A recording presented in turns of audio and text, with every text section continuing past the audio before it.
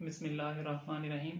अल्लाहुम्मा सल्ली अला मुहम्मदिन व अला आलि मुहम्मदिन कमा सल्लैता अला इब्राहीम व अला आलि इब्राहीम इन्नका हमीदुम मजीद। अल्लाहुम्मा बारिक अला मुहम्मदिन व अला आलि मुहम्मदिन कमा बारकता अला इब्राहीम व अला आलि इब्राहीम इन्नका हमीदुम मजीद। अस्सलामु अलैकुम।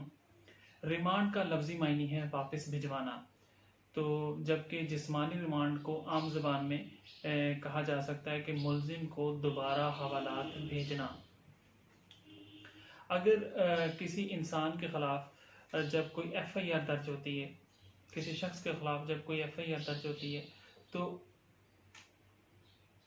उस मुल्ज़िम के ख़िलाफ़ ज़ाब्ता फ़ौजदारी के सेक्शन 154 के तहत FIR के दर्ज होने के बाद जो पुलिस है, जो तफ्तीशी ऑफिसर है, वो मुल्ज़िम को गिरफ़्तार भी कर सकता है। और जब तफ्तीशी ऑफिसर उस मुल्ज़िम को गिरफ़्तार कर लेता है तो उसके गिरफ़्तार होने के 24 घंटे के अंदर अंदर, क्योंकि ज़ाब्ता फ़ौजदारी के सेक्शन 61 के तहत तफ्तीशी ऑफिसर की ज़िम्मेदारी है कि वो मुल्ज़िम को 24 घंटे के अंदर मुतल्लका इलाका मजिस्ट्रेट के सामने पेश करें।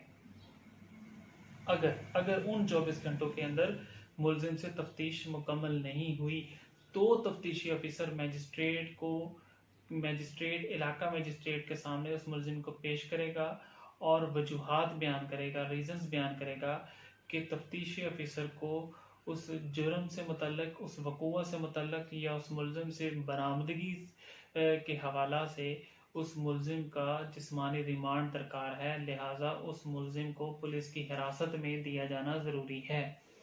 अब जो इलाका मजिस्ट्रेट है वो जुर्म की नोयत वगैरह को देखते हुए ज़ाब्ता फ़ौजदारी के सेक्शन 167 के तहत मुल्ज़िम को वक्तन फ़वक्तन पुलिस की हिरासत में देने का ऑर्डर फरमाएंगे।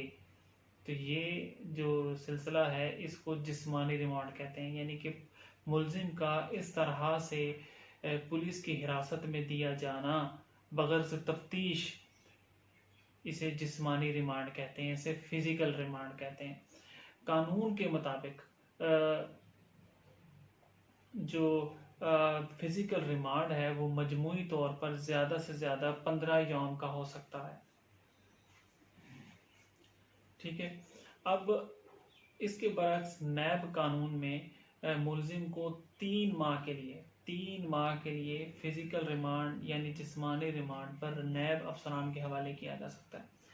अब एक और इम्पोर्टेंट डिस्कशन ये है कि जब तफ्तीशी ऑफिसर मुल्ज़िम को इलाका मजिस्ट्रेट की कोर्ट में पेश करता है बगैर जिस्मानी रिमांड लेने के गरज से, तो मुल्ज़िम को यह हक़ हासिल है और इलाका मजिस्ट्रेट साहब कोर्ट भी मुल्ज़िम को यह हक़ देती है कि वो अपना काउंसल, अपने वकील साहब अदालत में पेश करें ताकि उनके वकील साहब अदालत में, कोर्ट में अज़रात पेश कर सकें, ऑब्जेक्शंस पेश कर सकें कि क्यों मुल्ज़िम का जिस्मानी रिमांड नहीं देना चाहिए। यानी कि वो legal points, legal submissions court में पेश करते हैं।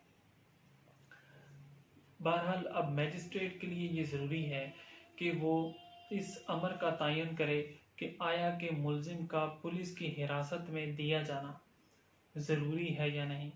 और इस हवाला से जो मैजिस्ट्रेट साहब हैं वो मुख्तलिफ़ लीगल पॉइंट्स को ऑब्ज़र्व करते हैं, यानी कि जो तफ्तीशी ऑफिसर है उसने अब तक क्या तफ्तीश की और आया कि मज़ीद तफ्तीश की ज़रूरत है या नहीं है, मुल्ज़िम से क्या बरामदगी हुई और आया कि मज़ीद बरामदगी उससे हो सकती है या नहीं हो सकती,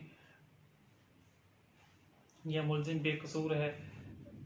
ये जो मुख्तलिफ़ लीगल पॉइंट्स हैं इनको ऑब्ज़र्व करते हुए, इनका तयन करते हुए जो इलाका मजिस्ट्रेट साहब हैं वो जिस्मानी रिमांड मज़ीद दे सकते हैं तफ्तीशी ऑफिसर को, या उससे इनकार भी कर सकते हैं। इन दोनों सूरतों में जो इलाका मजिस्ट्रेट साहब हैं वो अपने ऑर्डर में इसके रीज़न्स पेश करेंगे जिस्मानी रिमांड देने के या जिस्मानी रिमांड के इनकार करने पर। अगर दुराने जिस्मानी रिमांड, एक इम्पोर्टेंट लीगल पॉइंट डिस्कस करते हैं कि अगर दुराने जिस्मानी रिमांड तफ्तीशी ऑफिसर या पुलिस उस मुल्ज़िम पर तशद्दुद करते हैं, क्योंकि जिस्मानी रिमांड का मतलब कानून के मुताबिक हरगिज़ ये नहीं है कि मुलजिम पर तशद्दुद किया जाए।